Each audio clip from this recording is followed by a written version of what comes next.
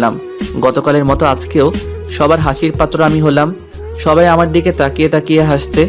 আমি শার্ট খুলে দাঁড়িয়ে আছি। কি রে, দাঁড়িয়ে আছিস কেন? ওর জামাটা পরিষ্কার করে দে। না না, আমি পরিষ্কার করতে পারবো।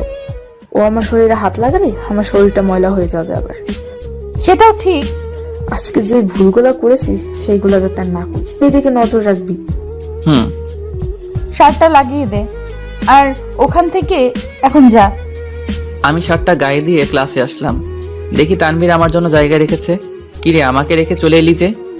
কি করব, দাঁড়িয়ে তোর অপমানগুলো দেখবো। কেন, সবাই দেখতে পারে, তুইও দেখবি? কি রে, তোর গালে এইগুলো কিসের দাগ?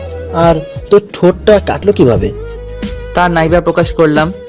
আচ্ছা বাদ দে এইসব কথা। একটু পর ইসরাত আর তার ফ্রেন্ডরা আসলো। আমি আর তানভীর চুপচাপ রইলাম। এই তোরা জানিস ছোট লোকদের নাকি শখ থাকে? ইসরাত এসব আমাকে শুনিয়ে শুনিয়ে বলতে লাগলো, আর তাদের ফ্রেন্ডরাও তাদের উত্তর দিতে লাগলো। কেন, তারা ছোট লোক হলেও কি হয়েছে, তাদের শখ থাকতেই পারে। ঠিক বলেছিস, যেটাকে বলে ছেঁড়া চুলে খোপা বাঁধা। এইসব ছোট লোকদের দেখলে খুব মেজাজ গরম হয়ে যায়। আর ছোট লোকরাও তো আমাদের দয়ের মাধ্যমে চলি।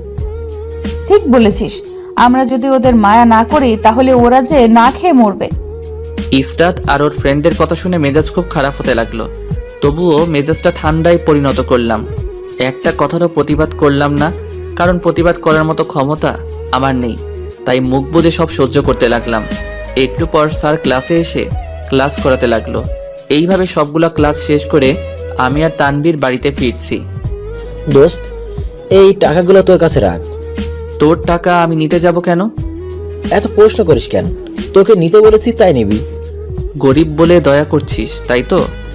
একটা থাপ্পড় দিব এই কথা বললে। তোকে ফ্রেন্ড হিসেবে দিলাম।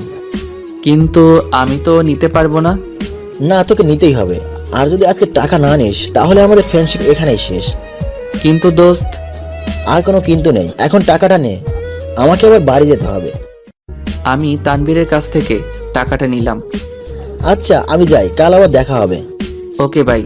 তানভীর চলে গেল, আর আমি একটা হোটেল থেকে কিছু ভালো মন্দ খাবার কিনে আনলাম। অনেকদিন যাবৎ ভালো মন্দ খাই না, তাই আজকে শখ করে আনলাম। ঘরে এসে ফ্রেশ হয়ে রহমত চাচাকে ডাক দিলাম। কিরে, ডাক দিলি কেন? চাচা চলো, আজকে তুমি আমার সাথে খাবে। তুই খাবার পেলি কই? একটা ফ্রেন্ড টাকা দিয়েছিল, তাই সেই টাকা দিয়ে খাবার নিয়ে আসলাম। না, তুই খা, আমি পরে খাবো। আরে চলো তো। চাচাকে জোর করে ঘরে নিয়ে বসিয়ে দিলাম। তারপর দুজন মিলে খাবারগুলো খেতে লাগলাম। চাচা একটা কথা বলার ছিল। বল, কি বলবি? তুমি আমার পড়াশোনার দায়িত্ব নিয়েছো, তোমার ইনকাম